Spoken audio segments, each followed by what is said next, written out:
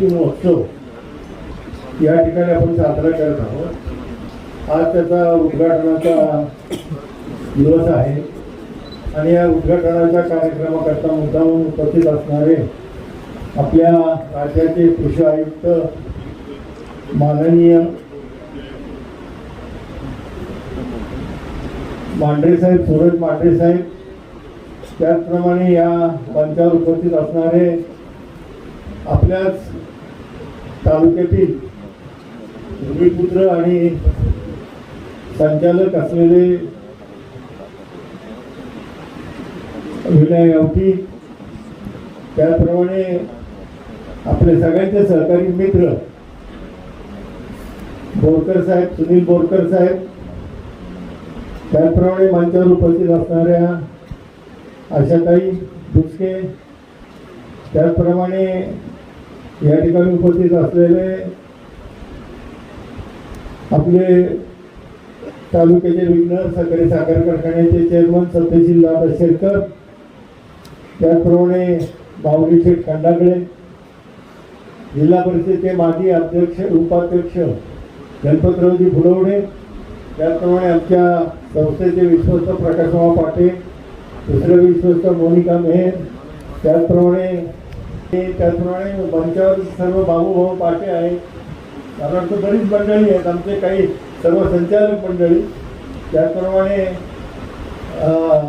समोर उपस्थित असणारे सर्व शेतकरी बंधू आणि भगिनी. खरं म्हणजे ग्लोबल एक्झिबिशन हा देखावा करण्याकरता म्हणून आपण करत नाही.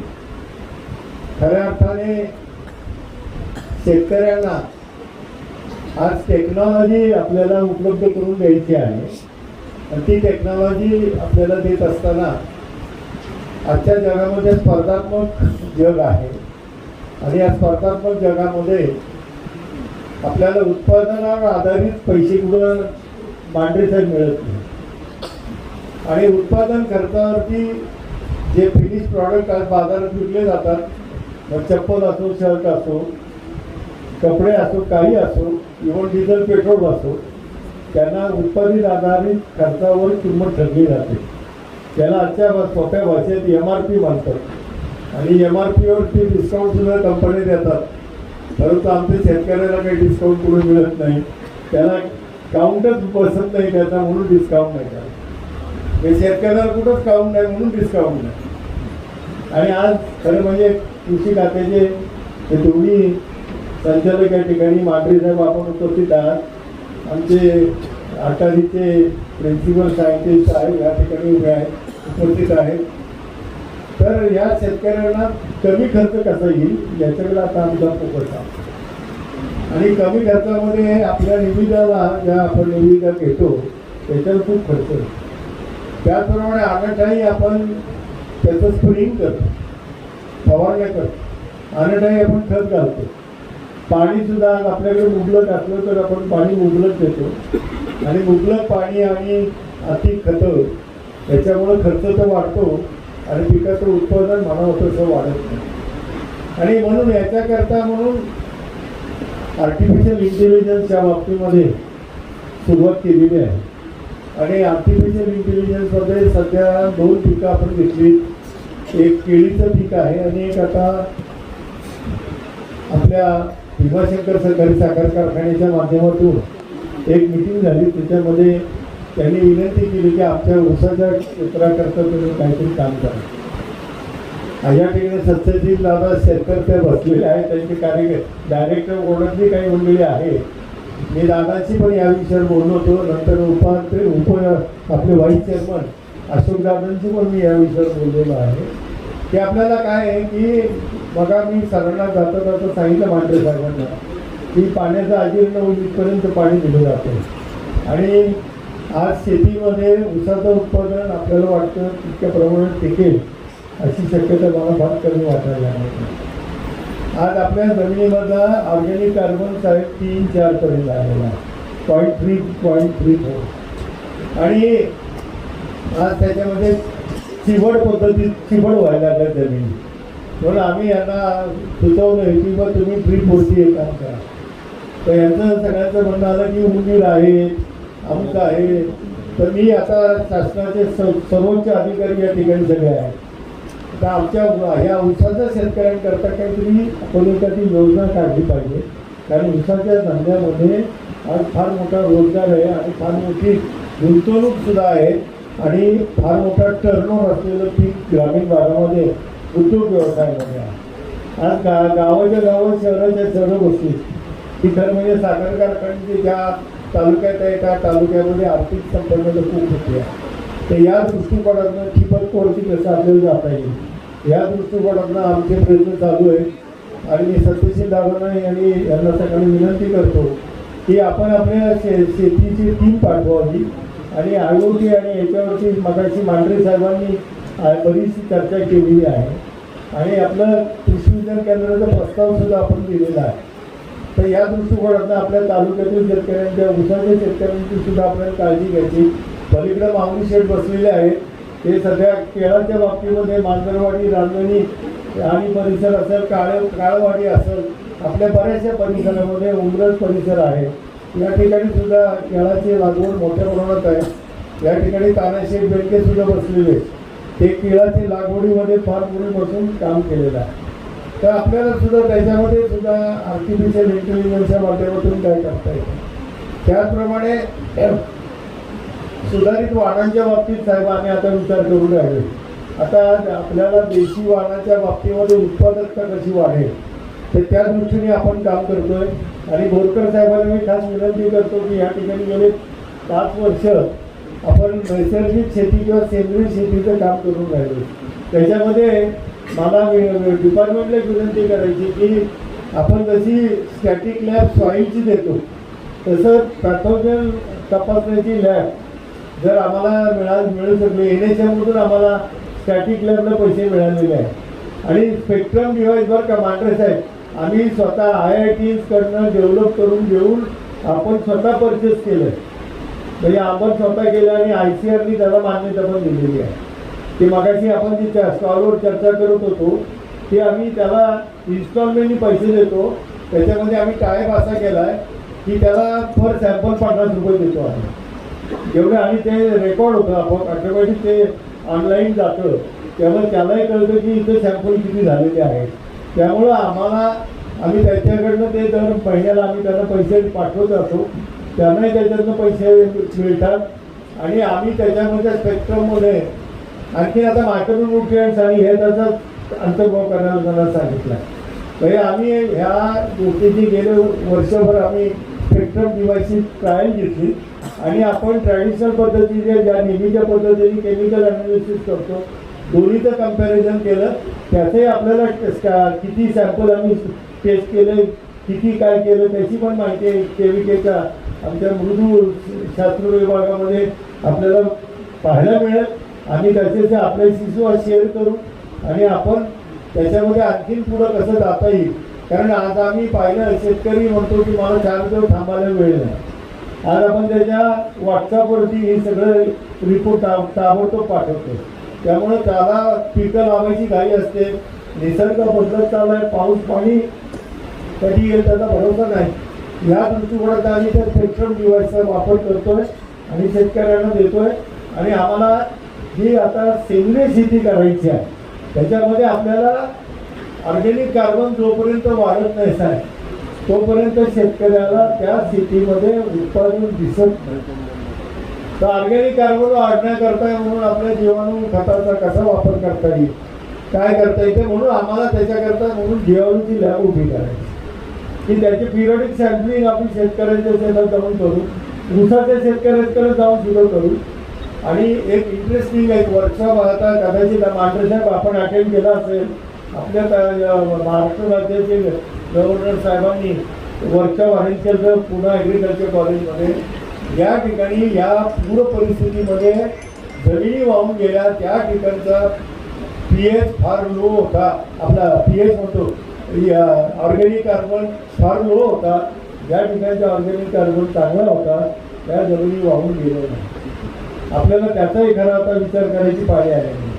म्हणून या दृष्टिकोनातून केबीकेच्या माध्यमातून आज आपण सगळ्यांना आलात. खरं म्हणजे हा संबंध आपल्या राज्यातील आणि देशातील सर्वत्र इलाइट लोक या ठिकाणी आहेत, जे लोक शेतकऱ्यांच्या हिताकरता 24 तास काम करतात. इथे उपस्थित असणारे अगदी जुने जाणते शेतकरी मंडळी सुद्धा या ठिकाणी आहेत.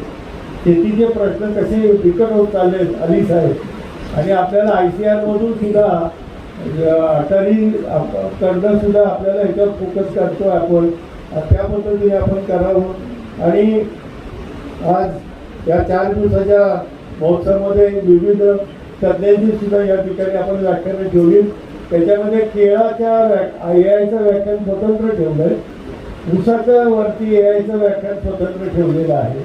त्याचप्रमाणे सेंद्रिय शेतीच्या संदर्भाचं सुद्धा आपण या ठिकाणी चर्चासत्र ठेवलं आहे. महिला वर्गांच्या विषयी त्यांच्याविषयी आपण एक चांगलं चर्चासत्र ठेवलं आहे. आणि या प्रदर्शनामध्ये जवळजवळ 300-350 स्टॉल्स आहेत साहेब. आणि या स्टॉलच्या माध्यमातून ज्या इनपुट डीलर्स आहेत, म्हणजे ॲटोमायझेशनपासून मेकॅनायझेशन, ते इनपुट डीलर्स म्हणजे सीड, बी बियाणं, खतं, औषधं देणारे, आणि त्याचबरोबर काय आहे की ग्रामीण भागातील लोकांना नवीन प्रकारच्या गृहोपयोगी काही वस्तू मिळू शकतात का, त्याची लो कॉस्ट आहे. कारण आपलं उत्पादनाच्या हिशोबाने आपल्याला शेवटी गृहोपयोगी वस्तू आपण घेत असतो, तर त्या दृष्टिकोनात आहे. ट्रॅक्टरच्या बऱ्याच कंपनी या ठिकाणी आहेत. आणि या सगळ्यांना एकत्रित करून ठेवून एक आपल्याला प्रदर्शनाच्या माध्यमातून या परिसरात येणारे जे शेतकरी आहेत व्हिजिटर, ते डहाणू पालघरपासून साहेब येतात. डहाणू पालघर, नंतर पलीकडचा पारनेर तालुका, संगमनेर तालुका आहे. इकडे आपले 3 तालुके जोडून आपले गाव खेड, शिरूर तिथले येतात. नंतर वडगाव, मावळ आणि मुळशी आणि भोरमध्ये पण शेतकरी येतात. आपल्या या परिसराला ग्लोबल हे नाव देण्याचं मूळ कारण ही शेतकऱ्यांची शेती आता आंतरराष्ट्रीय दर्जाचे उत्पादना एवढी पुढे गेली पाहिजे. आज आपल्याला ग्लोबल मार्केटमध्ये आज आम्ही ऐकतोय की सोयाबीनला आपल्याला दर फार पडलेले आहे. आज सोयाबीन इम्पोर्ट होतं सर. मराठवाड्यामध्ये बीड वगैरे ह्या भागामध्ये सोयाबीन व्यापार आहे, त्यांना आणलं आपण, त्यांना कॉम्पिट नाही करू शकत. आज आपल्याकडे 42, आता तो काहीतरी 5,000वरती बाजार गेला. ही सगळी परिस्थिती जर पाहता शेतीची आणि शेतकऱ्यांची अवस्था वाटतं, कारण नवीन टेक्नॉलॉजीवर मार्केटिंग दिलं पाहिजे. आणि म्हणून आम्ही आता महिला बचत गटांमध्ये QR कोड आहे, त्यांना प्लॅटफॉर्म पण उपलब्ध करून दिला. मगाशी त्या महिलेची आपण बोलला, प्लॅटफॉर्म पण त्यांना आम्ही दिलेला. त्या प्लॅटफॉर्मच्या माध्यमातून ते विक्री करू शकतील. त्यांना निरनिराळ्या सुपर मार्केट चेन बरोबर ती त्यांना टाईप कसं करता येईल या दृष्टिकोनाचं आपण काम करतोय. आणि आम्हाला आनंद वाटतो की अली साहेब असतील, आमच्या अटारीचे जो आपण डायरेक्टर असतील, आपण आयुक्त साहेब असेल, हे सगळे लोक आपण सपोर्ट करतात. एकदम सत्यशील दादा आम्हाला सपोर्ट करतात, अशातही सपोर्ट करतायत, माऊलीचे खंडाने करतात, बाबू पाटील, हे सगळे समाजामध्ये काम करणारी सगळी माणसं आज आमच्या केमिकेला अत्यंत सपोर्ट करतात. पत्रकार म्हणून मित्र या ठिकाणी आहेत. आज आमचं सगळ्या बातम्या कव्हरेज करायचं काम नुसतं या फार्मपुरतं नाही साहेब. सबंध वर्षभर लोकमत असेल, सकाळ असेल, नंतर आमचे वाणी साहेब आहेत तिथे, किंवा आणखीन काही YouTube चॅनल चालवणारे लोक आहेत, ते सगळं सपोर्ट करतात. शेतकऱ्यांपर्यंत तिथे आपला किरण वाघे पण बसलेला आहे. ते सगळेजण हे शेवटपर्यंत शेतकऱ्यांपर्यंत मेसेज देतात. आणि आपल्या तालुक्याचे कृषी अधिकारी असतील, NGO साहेब असतील, खेडचे, ते सगळी आमची मदत करतात. आणि या जगन्नाथाचा रथ होण्याकरता साहेब सगळ्यांच्या मदतीशिवाय काही होणार नाही. आज आम्ही जरी किती बोलत असलो, हजारो हात आमच्या पाठीशी आहेत, हजारो नेत्र आमच्या पाठीचे आहेत. आणि या सभासदीची थाप देणारे आणि आम्हाला ओझं उचलून देणारे सगळे जनता जनार्दन आपल्यासारखे सर्व अधिकारी या ठिकाणी आज उपस्थित आहेत. मी आपल्या सगळ्यांचं या ठिकाणी स्वागत करतो. आणि आमच्यावरती असंच भरभरून प्रेम आणि माया द्यावी की जेणेकरून आम्हाला शेतकऱ्यांची सेवा करण्याची शक्ती आपल्या सगळ्यांकडनं मिळावी, एवढीच अपेक्षा मी व्यक्त करतो. थांबतो. धन्यवाद. धन्यवाद आदरणीय. आज आनंदाची बातमी इथंच मला असे ताईंनी पण सांगितली की सूरज मांढरे साहेब, तर म्हणजे सूरजासारखं त्यांचं तेजस्वी आहे आणि बुद्धी आकलनी एकलवे सारखी आहे. सर अगदी बारीक सारी गोष्टी बघताय आणि आपल्या सगळ्यांना आनंदाची गोष्ट आहे की सूरज मांढरे साहेब आज आपल्या महाराष्ट्र राज्याचे कृषीचे प्रधान सचिव म्हणून त्यांची ऑर्डर झालेली आहे आणि प्रथम ऑर्डर झालेले कृषी सचिव प्रधान सचिव आज आपल्या कार्यक्रमावर उपस्थित आहेत. हे अगदी भाग्य आहे आणि म्हणून आपण म्हणतो की सेवा करत राहिलं की तुम्हाला आशीर्वाद देणारी मोठी माणसं आपोआप येतात. त्याप्रमाणे आज ही मोठी सगळी माणसं आली त्यांना मी सगळ्यांना मनापासून त्यांचं स्वागत करतो आणि माझे 2 शब्द संपवतो. धन्यवाद.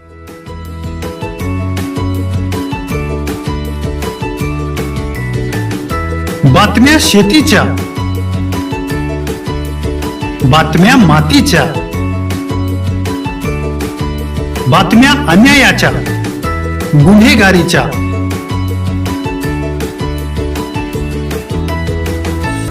राजकारणाच्या आणि समाजकारणाच्या, शोषणाविरुद्ध बुलंद आवाज, जनसामान्यांच्या हुंकाराची गाज, सत्कार्याला प्रोत्साहन, दुष्कृत्याला अनुशासन, निर्भीड, निस्पृह, सडेतोड, बेधडक आणि रोखटोक म्हणजेच विघ्नहर टाइम्स. शोध बातमीचा, ध्यास सत्याचा.